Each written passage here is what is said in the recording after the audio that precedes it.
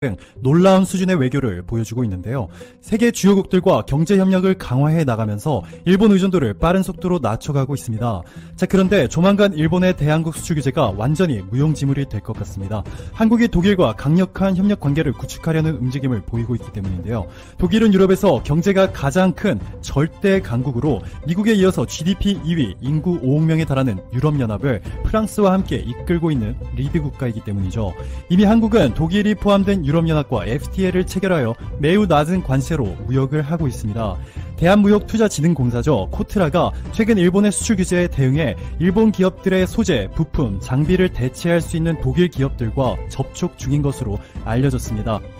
여기 독일과 일본의 수출 품목 구조를 함께 보시면요, 상당히 닮은 것을 확인할 수가 있습니다. 두 나라 모두 자동차와 자동차 부품 수출을 주력으로 하고 있고 기계와 전자기기 부품들을 비중 있게 다루고 있습니다. 실제로 코트라의 조사에 따르면 일본 의존도가 높은 품목 261개 중에서 246개를 충분히 독일이 대체할 수 있을 만한 기술을 갖춘 것으로 전해졌습니다. 즉 일본이 한국에 안 주겠다며 협박하고 있는 물품들 대부분이 독일에서 대체가 가능하다는 것이죠.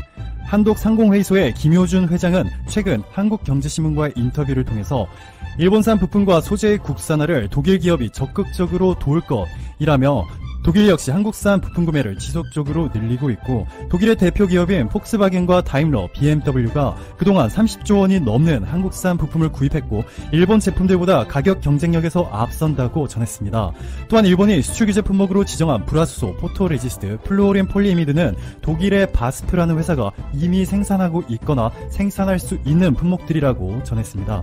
독일의 루트비스하펜에 본사를 둔 화학 전문 회사 바스프는 기업 가치가 무려 80조 원에 육박하는 공룡기업이죠. 보시는 것처럼 이미 아시아 지역을 포함해서 전 세계에 견고한 유통망을 확보한 상황이고 한국에도 이미 서울, 안산, 동탄, 예산, 군수, 여수, 울산, 수원, 김천에 R&D 센터와 공장은 물론이고 아시아 태평양 지역의 전자소재 사업부 본사도 서울에 위치하였습니다. 생각보다 정말 빠른 속도로 일본산 대체 작업을 현실화하는 것이 가능하다는 이야기죠.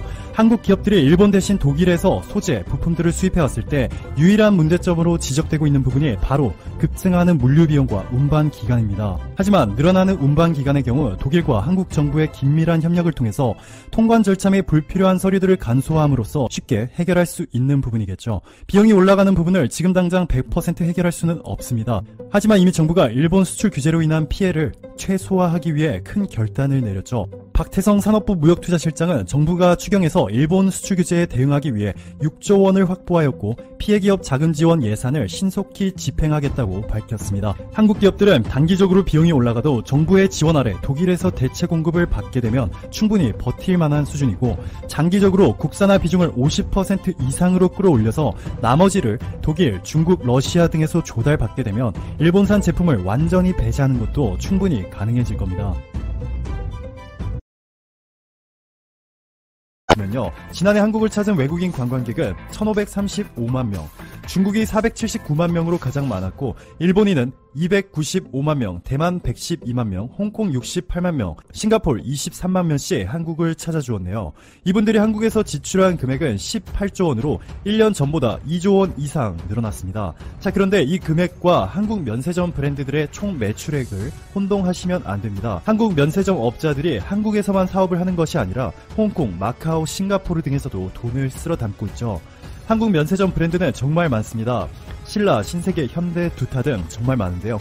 전 세계 면세점 브랜드 순위를 보시면 1위가 스위스에 본사를 둔 듀프리, 2위 롯데면세점, 3위 신라면세점, 4위 중국의 듀티 프리 그룹, 마지막으로 5위가 프랑스의 라가르데르 트래블 리테일입니다.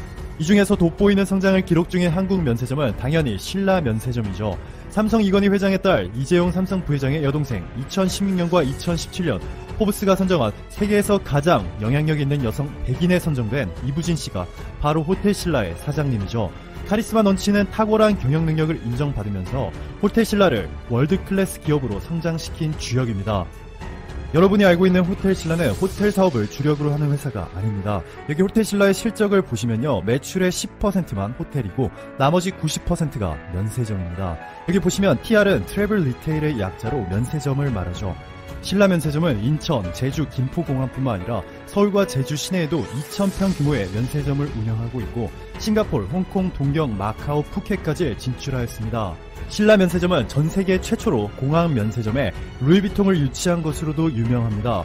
루이비통 브랜드를 보유한 LVMH 그룹의 베르나르 아르노 회장은 아마존의 제프 베조스, 빌 게이츠, 워렌 버핏에 이어서 세계 4번째 부자로 정말 까다로운 인물이죠. 2011년 전 세계 최초로 이부진 호텔신라 사장이 아르노를 설득하는 데 성공하였고 루이비통을 공항 면세점에 세계 최초로 입점시키게 됩니다. 루이비통은 돈을 뿌리고 다니는 중국인 관광객들이 사랑하는 브랜드로 모든 면세점들이 서로 모셔오기 위해서 안간힘을 쓰고 있죠.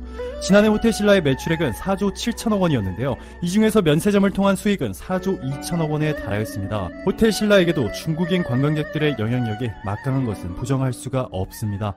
세계 상위 면세점 5개를 보시면 신라 면세점의 매출액은 5.48 빌리언 유로, 하나로 7조 원이 넘습니다. 분명 방금 전에 호텔신라의 면세점 수익이 4조 2천억 원이라 하였는데 이상하죠.